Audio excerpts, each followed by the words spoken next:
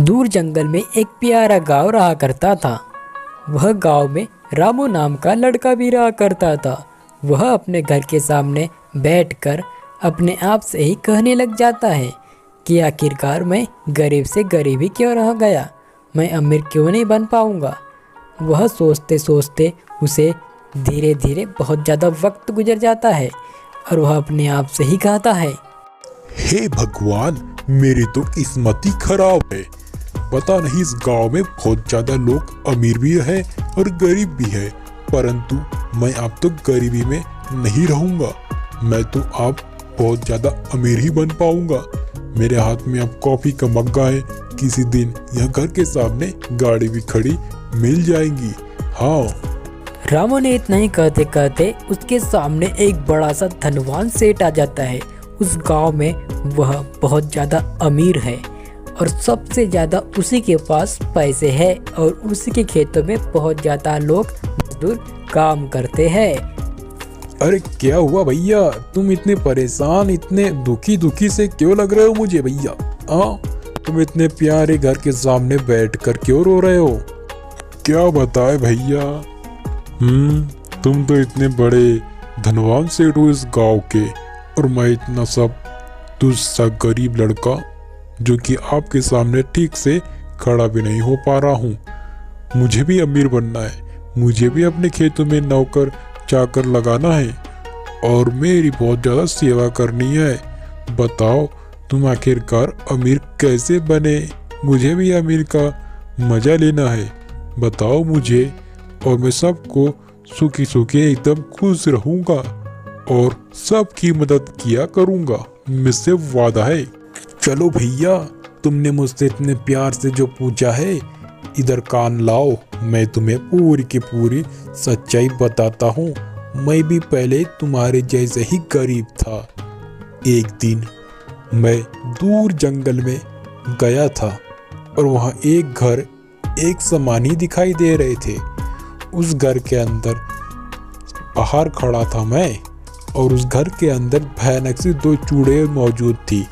मैं वही घर के सामने खड़ा होकर जोर जोर से आवाजें लगाने लग गया था कि कोई भैया घर के अंदर है या नहीं है, बाहर निकलो, मुझे थोड़ा पानी चाहिए, मैं थक चुका हूँ और रास्ता भी भटक चुका हूँ, मुझे थोड़ा सा पानी पीने के लिए दे दो।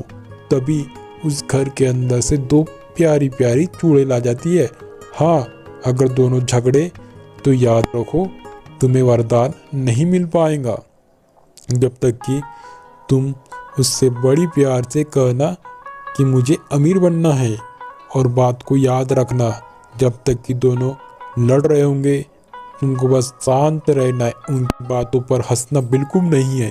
अगर तुमने हंस दिया तुम्हारे वहीं पर खा लेंगे चुड़ैल। याद रखना, अगर तुम्हें वरदान नहीं मिला तुम मुझसे यह कह देना कि पूरा गांव वाले को मैं बता दूंगा कि तुम इसी घर के अंदर रहते हो। बस तुम्हें इतना कहना है और तुम्हें वरदान मिल जाएगा अमीरी का। तुम्हारी बातों पे मैं विश्वास कर रहा हूँ। मैं जंगलों में जाकर उसे से यही कहूँगा, अगर कोई गलत बात निकले तुम्हें मैं वापस आकर नहीं छोड़ूंगा। याद रखना, किसी ने मुझसे आज तक के झूठ बिल्कुल नहीं कहा है। याद रखना ये बात को, मैं चलता हूँ। हे भगवान, कैसे कैसे लोग यहाँ पर रहते हैं। अलग से मैं मदद भी कर रहा हूँ, अलग से मुझे धमकी भी मिल पा रही है। अरे कोई बात नहीं, अब आज से किसी की मदद नहीं करनी। यह राज तो हमेशा के लिए राज मेरे सीने में दब जाएगा। आज से मैं किसी दो चूड़ैल के बारे में नहीं जानता। चलो अब घर के अंदर जाकर सैनिक मुझको सिक्योरिटी गार्ड प्रदान करना है। रामू भी वहाँ पर पहुँच जाता है और उसे दो हमशक्ल झोपड़ी भी मिल जाती है।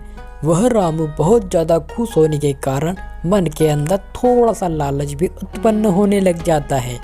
वह धीरे धीरे मन के अंदर बहुत ज़्यादा खुश हो जाता है और उसे समझ में नहीं आता है। तभी वहाँ से जोर जोर से वह आवाज़ें देने लग जाता है कि कोई घर के अंदर है या कोई घर के बाहर गया हुआ है।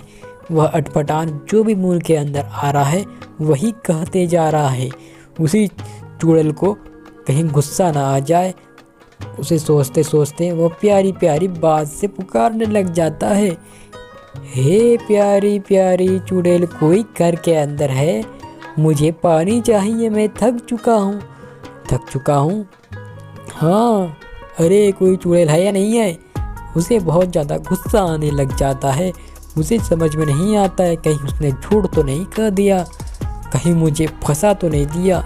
यही उसके मन के अंदर बहुत ज़्यादा विचार उत्पन्न होने लग जाते हैं। तभी एकदम से अरे दो चुड़ैल भयानक सी उसके सामने प्रकट हो जाती है।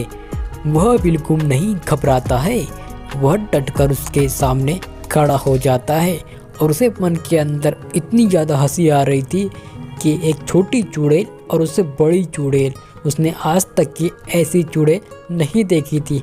तभी वह मन को बहुत काबू रखकर हंसी को रोक देता है, क्योंकि उसको याद आ जाता है हंसी नहीं हंसना है। ए चुड़ैल, मुझे वरदान चाहिए, अमीर बनना है मुझे, अमीर बना दो मुझे अमीर। अगर तुमने वरदान मुझे नहीं दिया, याद रखो यहीं पर पास में एक गांव है, मैं वहां पर जाकर तुम्हारे दोनों को बता दूंगा कि दोनों झोपड़े के अंदर दो भयानक सी चुड़ैल रहा करती है। वो पूरे गांव वाले लोग यहाँ पर आकर तुम्हें भस्म भी कर सकते हैं। अगर बात को सीक्रेट रखना चाहते हो मुझसे, तो मुझे फटाक से एक वरदान दे दो। अगर वरदान नहीं दिया तो मैं तुरंत जाकर पूरे गांव वाले को तुम्हारे बारे में सारा चीज बता दूंगा। याद रखो छोटी चुड़ैल, तुमसे भी मैं ही बात कर रहा हूँ, और बड़ी चुड़ैल तुमसे भी वही बात कर रहा हूँ। 3 सर वाली चुड़ैल तो मैंने आज तक की पहले नहीं देखी है। अरे मेरे पास आओ, मैं तुम्हें वरदान देती हूँ, आ जाओ मेरे पास।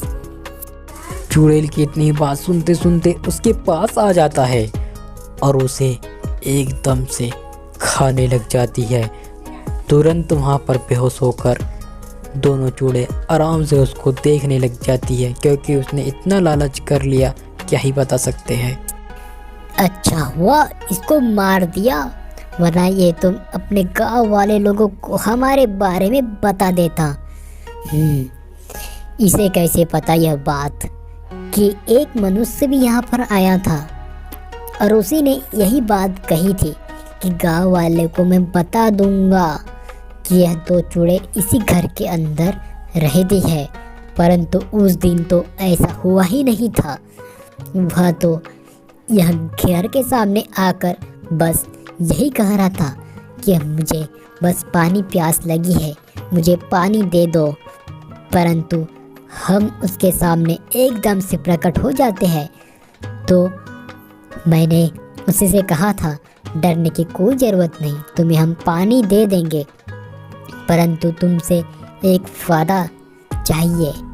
अगर तुमने हमारे दोनों के बारे में बताया, तुम्हें वहीं पर हम मार देंगे। बस उसने हमसे यही कहा था कि बस मुझे भी एक वरदान चाहिए कि मुझे अमीर बनना है और मैं तुम्हारी रक्षा करूँगा।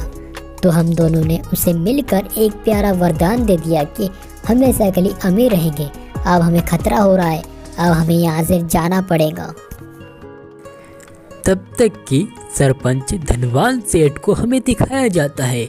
वह धनवान सेठ बड़ा ही परेशान होकर मन के अंदर बड़ा ही चिंतित था, क्योंकि उसने उसको पूरी बात नहीं बताई थी।